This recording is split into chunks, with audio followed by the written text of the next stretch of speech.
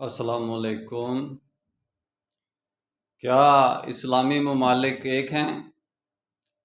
ممالک کہتے ہیں کہ نہیں، ہم تو الگ الگ ممالک ہیں، الگ الگ اسٹیٹس ہیں، ہماری الگ الگ گورنمنٹس ہیں، ہمارے الگ الگ حکمران ہیں، ہم ایک تو نہیں ہیں۔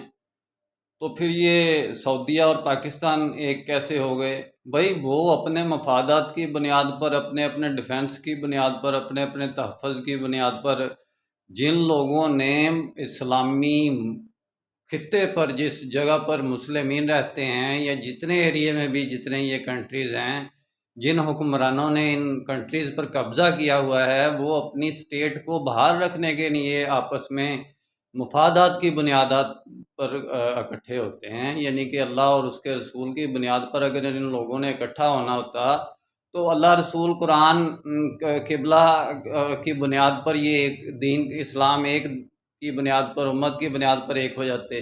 نہیں ہوئے تو کیسے ایک ہو رہے ہیں؟ یعنی کہ اسرائیل کا آرڈر مان رہے ہیں، انڈیا کا آرڈر مان رہے ہیں، اس کی وجہ سے، اس کے ڈیفنس کی وجہ سے یہ ایک ہو رہے ہیں۔ اللہ کا حکم جو اتنی دیر سے 1400 سال سے اللہ قرآن میں یعنی بار بار فرما رہا ہے کہ ایک ہو جاؤ، اس کی بنیاد پر یہ ایک نہیں ہو رہے، اس کی بنیاد پر یہ یونائٹڈ اسٹیٹس آف مسلمین نہیں بن رہے، کیونکہ ہر کوئی غریب اسٹیٹ ہے، کوئی امیر اسٹیٹ ہے، کوئی کس قسم کا ہے، کس قسم ہے، ایک اس لیے نہیں ہو رہے۔